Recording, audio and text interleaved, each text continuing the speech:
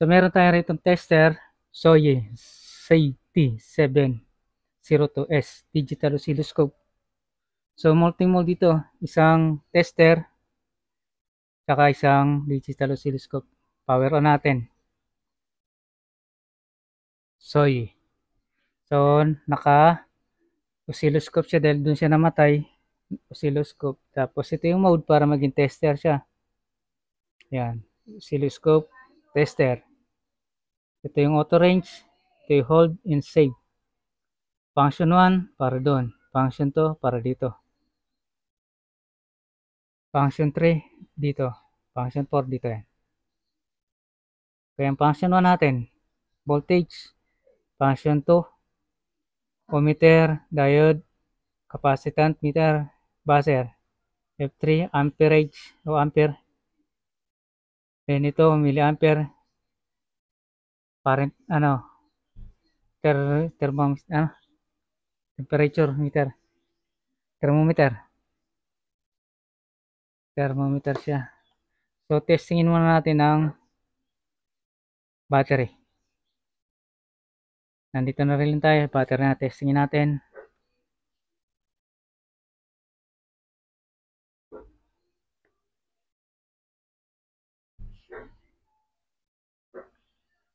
Battery. 3.57 volts. Ayan. And pag pinaliktad, magiging negative. Positive. So, ampere tayo. Ito, ampere. Kailangan pag magte-test ka ng ampere, lilipat natin dito. Yun. Maximum current nito ang sukatin natin. Direkta, wala tayong load. Diba? So, naka-ammeter siya. Naka-auto naman yan. Ito yung ano niya. Release muna natin. Zero natin.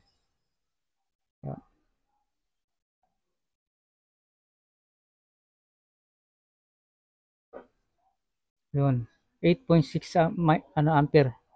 Average na is po nasa 480. Ayun ang ampere niya. Kung magte-test naman ng milliampere, dito natin lalagay. Then, ito ang siselect. Hindi natin to pwedeng anit, masisira yung fuse sa loob. Then, sa tester, sa ano tayo? Sa ohmmeter, ayan. Ohms. Function 2. Ohmmeter, meron tayo rito resistor. Ito ay 180 ohms. Ayan, 180 ohms. Ito ay 100 ohms. Ito, 200 ohms.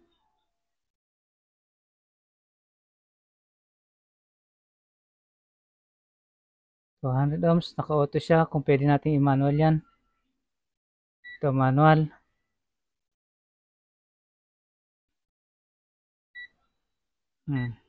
Ayun. Okay. Kilo ohms. Mega ohms. So, pagka in-auto natin, pindot natin dito. Diode tayo. Diode natin. Test natin ang diode.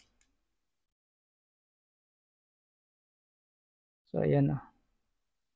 Ito yung diode natin. Up. Ito. Ito yung anode. Ito yung cathode. Ito yung anode. Ito yung reverse. Yun. 0.5 volts. So, test natin ang LED. Sa diode din yan.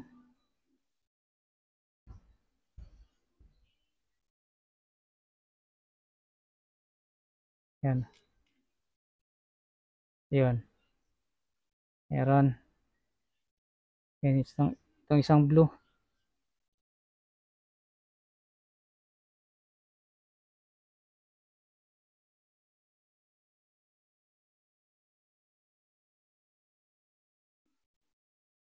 Yun. Ilaw. 2.5 volts. Then sa capacitor tayo.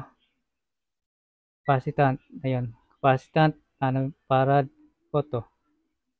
Capacitor natin is nakalagay dito is 1 microfarad over 25 volts.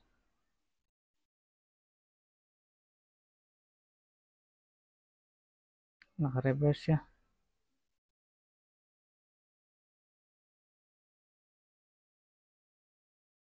Yun. 1.6 microfarad. Kailangan i-din lang na mabuti para makuha tamang sukat. Then, kung malaki ang capacitor nyo, i-short mo na to. Pagdidikitin mo na dalawang terminal, bago sukatin. Okay. Then, yung buzzer natin. Ito yung buzzer. Yun, ang tunog ng buzzer.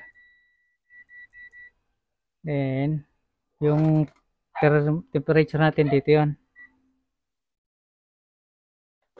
Thermometer. Temperature natin. Ito.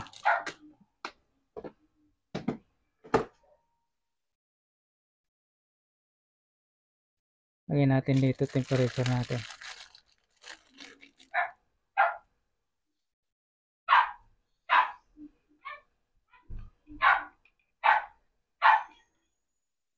Ayan, may ano siya, Celsius tsaka Fahrenheit. Nakalagay temperature. Ito to Fahrenheit. Ito 30 degrees Celsius. Fahrenheit degrees Celsius.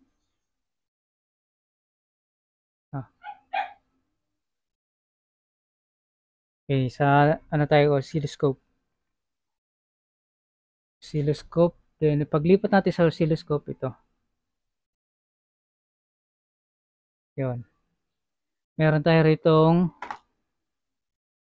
signal generator.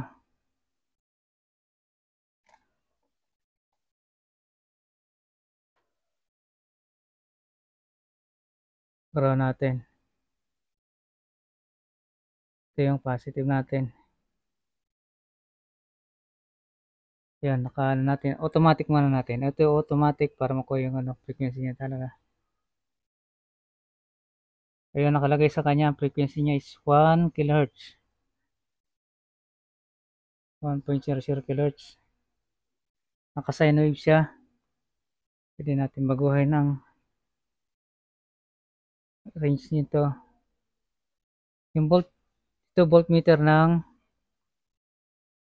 volt and time ng oscilloscope. So, ito yung adjustment ng volt. Yun. Yun. So, 2.5 volts per time. Yun. Nakalagay sa 1 volts. 1 volt.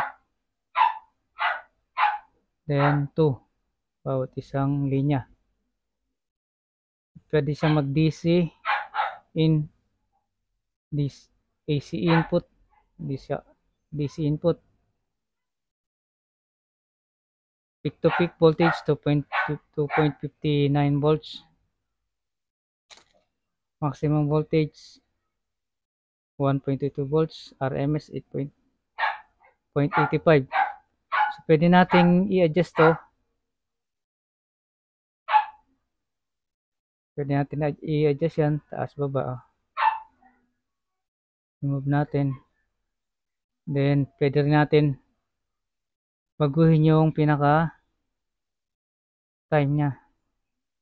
Yan. Time per division. Time per division yan.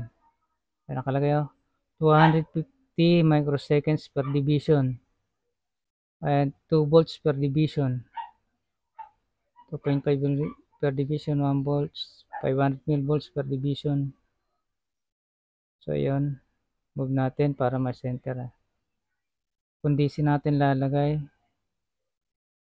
So, meron din tong sariling test, square wave. Sa gilid. May sarili siyang square wave para matesting yung kung gumagana tong natin. So, automatic muna natin. Ayan o. Naka 1 kHz square wave DC. Gawin natin AC. Pag AC, ayan o. Napapunta sa gitna.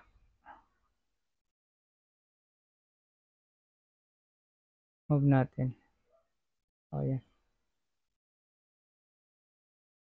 Ang time niya is 0 volt. I-trigger 0 volts. Ito yung trigger.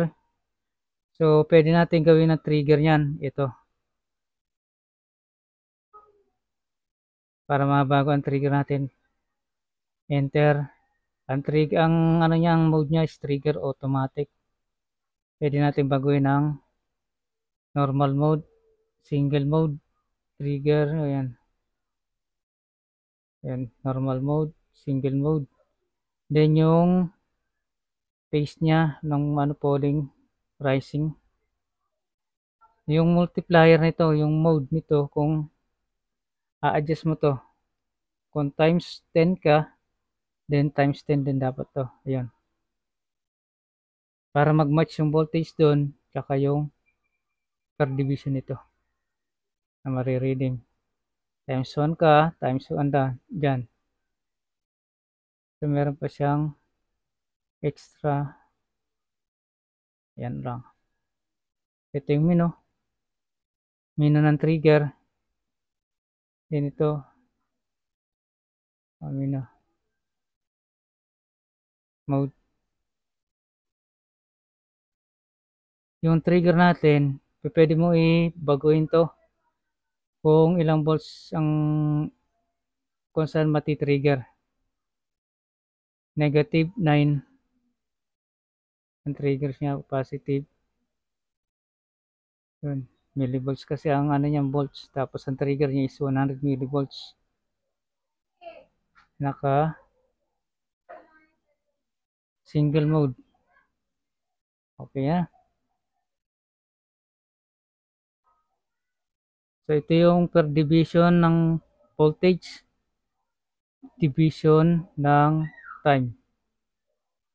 Then duty cycle niya.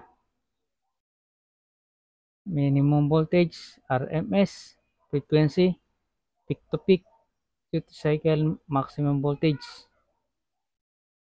Ito yung para may save mo yung pinaka picture nitong wave natin. So auto natin muna para makita natin yung frequency nito.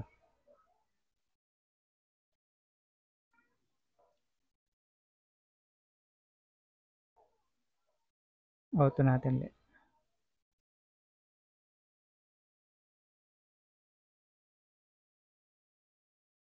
Auto.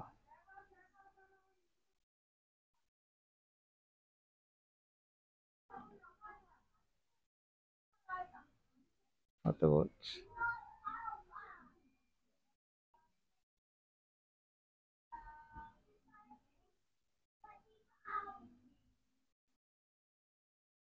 Patay yung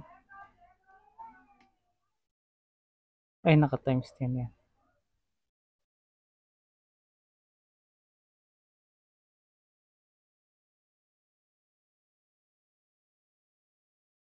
Yo. Auto.